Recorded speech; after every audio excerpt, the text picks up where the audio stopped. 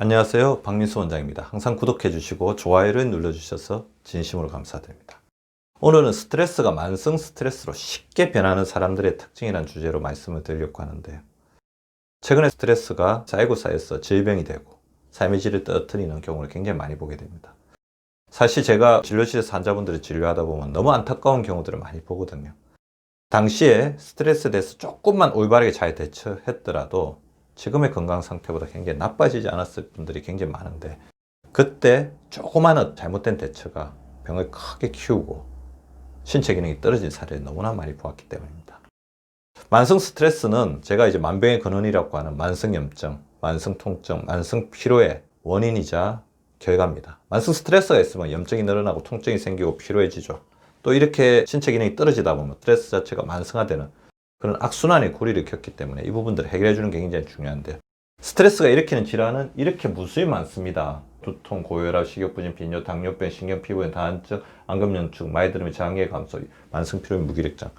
그래서 스트레스가 관여되지 않은 질병은 없다고 해도 과언이 아닐 정도죠. 사실 제가 스트레스가 질병을 일으키는 기준에 대해서는 염증, 피로, 호르몬, 활성산소 이런 부분들에 대해서 굉장히 많이 말씀을 드리고 있었습니다. 그리고 정서적인 부분에도 굉장히 영향을 많이 미치죠. 불안증, 그 다음에 약물 중독, 그 다음에 주의력의 부족으로 인한 사고, 대인관계 장애, 급성 스트레스 증후군, 외상후 스트레스 증후군, 기능 및 상태의 변화는 활동력도 떨어지고 면역력도 떨어지면서 식습관도 변화되고 이런 부분에 의해서 가시나 폭식으로 해서 비만이 되기도 하고 치매 자체를 앞당기는 질환까지. 그래서 이토록 이제 만성 스트레스가 무서운 이 질병인데요. 그래서 최근에는 이제 만성 스트레스를 질병이라고 하죠. 사람이 살아가면서 스트레스를 겪지 않을 수가 없습니다. 그렇지만 우리가 스트레스를 겪더라도 신체에 대응 능력이 있기 때문에 바로 병이 되지 않죠. 근데 스트레스가 누적이 됩니다. 누적이 되면 신체 대응 능력이 점점 떨어지죠. 역치라고 하는 것은 우리 몸에서 견딜 수 있는 한계입니다. 그 한계에서 올라갔다 내려갔다 올라갔다 내려갔다, 이때 이 만성적인 장애가 있을 때 우리 몸에 여러 가지 변화들이 생기죠. 대부분의 사람들은 여기서 회복하죠. 근데 문제는 악화되어서 이 만성 스트레스 자체가 스트레스성 질환, 만성 스트레스라는 하나의 증후군으로 나타나시는 분들이 있고, 이런 분들이 점점 많아지고 있습니다. 따라서 이렇게 기능이 떨어지거나 신체 대응능이 떨어지거나 스트레스로 인해서 이렇게 왔다 갔다 할 때 이것을 올려줄 수 있는 전환이 필요한데, 그 부분에 대해서 잘못된 대응을 함으로써 자기 병을 키우시는 분도 많거든요. 한국인의 스트레스 구성 요소들 이런 것들이 있죠. 일에 대한, 성취에 대한 부담, 가족이나 친구 간의 관계에서 오는 스트레스, 환경적인 요인, 이 사회 환경이죠. 그 다음에 자신의 건강, 대응 능력, 성격. 그래서 이 외부적인 요인을 이 자기의 내부적인 하나의 방어막이죠. 건강이나 성격 자체에서 제대로 대응하지 못했을 때 스트레스 자체가 만성화되면서 질병이 됩니다. 과연 어떤 분들이 급성 스트레스, 일시적인 스트레스를 만성 스트레스로 키우는지를 이제 살펴보려고 하는데요. 만성 스트레스는 수많은 오래가는 스트레스의 총합. 그러니까 이 자잘한 이렇게 잽펀치들이 이렇게 막 모여도 만성 스트레스가 됩니다. 스트레스. 아니면 인생을 살아가면서 한 번에 치명적인 배우자의 차별이라든지 건강의 악화라든지 사업의 부도라든지 이런 부분들 자체가 한번 왔을 때 만성 스트레스가 확 오게 되고 자신의 건강에 치명타가 되는 것입니다. 자, 어떤 분들이 만성 스트레스로 갈까요? 일단 생각이 많은 사람들입니다. 굉장히 생각이 많죠.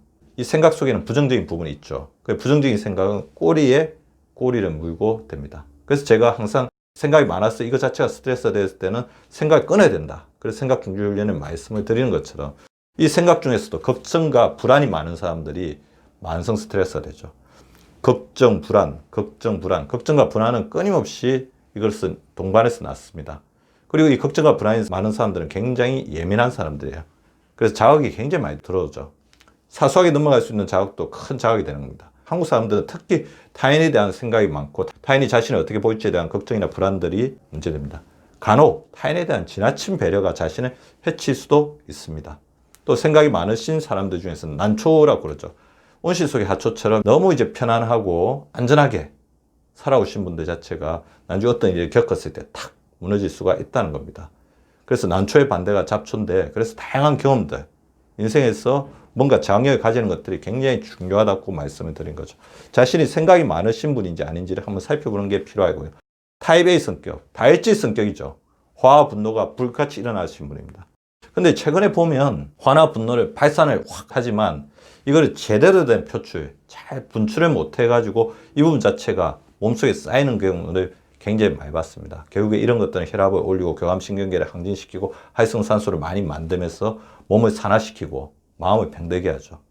타입 A 성격인데 플러스 알파 돼서 운동 부족까지 있으면 문제가 됩니다. 운동을 통해서 생산적으로 풀어줘야 되는데 이런 분들은 성격을 둔감하게 하는 거예요. 약간 어지럽는다든지 다른 사람에게 양보한다든지 그 다음 기다린다든지 그런 훈련들이 좀 필요하죠. 그리고 신체 기능이 떨어지는 사람들이죠. 아까 제가 말씀드렸죠. 스트레스나 외부 요인 오더라도 신체의 대응 능력이 그것을 극복할 수 있으면 만성 스트레스가 되고 그것 자체가 질병이 되지가 않습니다. 그래서 어떤 스트레스적 요인이 왔을 때 신체적 증상, 아까 이야기했죠. 다양한 이제 교감신경계, 부교감신경계, 몸에 어떤 증상이 나타나는데 이런 신체적 증상에 대한 예민한 감각, 신체 대응 능력이 떨어질수록 더 아프고 더 염증이 생기고 더 필요하겠죠. 결국은 더 스트레스를 악화시킨다는 거죠. 자, 보시면 스트레스 받으면 불안하고 우울하는 정서 반응이 먼저 일어나고 신체 증상이 일어납니다. 신체 증상. 근데 이 신체 증상이 강하게 일어나거나 신체 능력이 떨어진 사람들은 이 신체 증상이 자기를 괴롭힌 쪽으로 많이 나겠죠. 증상에 대한 걱정이 되면서 증상이 악화가 되고 수행력이 감소되면서 자신감이 감소되고 다시 스트레스에 대해서 더 예민해지는 그런 악순환을 겪기 때문에 신체 기능, 호르몬, 혈관 면역 기능, 만성염증, 만성통증, 만성 피로가 있으신 분들이 만성 스트레스도 가기가 쉽다는 겁니다. 플러스 알파에서 제가 진료실에서 많이 확인하는 분들이 건강염려증, 건강에 대해서 무시하는 것도 안 되지만 건강염려증은 굉장히 위험한 질병이 될 수가 있어요. 플러스 특이한 성격. 그러니까 제가 여기 MUS라고 했나 의학적으로 설명이 잘 안 되는.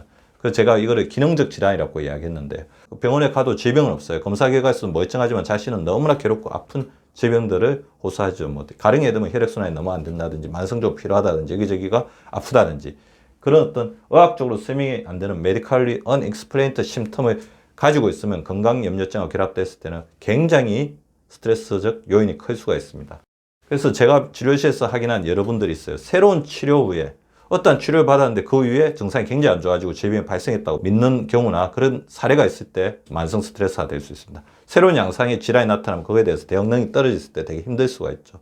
그 다음에 주위의 사람들이나 의료진으로부터 적절한 도움을 받지 못하고 방치된다고 느꼈을 때 이러한 만성 스트레스 경향이 더욱더 강해집니다. 그리고 자신에 대한 기대가 큰 사람, 아까 외부적 요인도 있고 본인의 어떤 성격이 있습니다. 그래서 자기의 이익과 돈에 대해서 기대 수준이 높으신 분들은 만성 스트레스가 될 수 있습니다. 왜냐하면 그만큼 비교, 자신에 대한 불만족이 강해질 수밖에 없죠. 그래서 아까 이야기했던 외부의 어떤 요인들, 그거에 대해 대응하는 본인의 건강이나 성격적인 부분에 대한 만족도가 떨어지면 그런 증상이 더 심할 수 있다는 거죠. 그래서 자신에 대한 기대가 큰 사람들은 자존감을 갖는 것은 좋지만 집착, 자만감, 너무 지나친 자신감은 오히려 좋지 않죠. 겸허해야 됩니다. 겸손해야 되는 거죠. 그리고 실수에 대한 용인이 있어야 돼요. 실수한 자신을 질책하는 게 아니다. 실수할 수 있다고 자신을 용인하는 것들이 굉장히 본인의 스트레스 강도를 낮추는 데 중요합니다. 안 좋은 상황을 그냥 지나쳐 보내는 지혜도 필요하겠죠. 자, 만성 스트레스로부터 벗어나려면 제가 아까 말씀드렸던 이러한 성격에 해당하시거나 이러한 상황에 맞으신 분들은 다음과 같이 하셔야 됩니다. 좀 더 쉬셔야 됩니다. 그리고 일도 좀 줄여야 돼요. 스트레스가 왔을 때는 좀 줄여야 됩니다. 본인을 보호해야 됩니다. 에너지를 10% 남기고 일도 10% 줄이고 10%더 휴식하셔야 됩니다.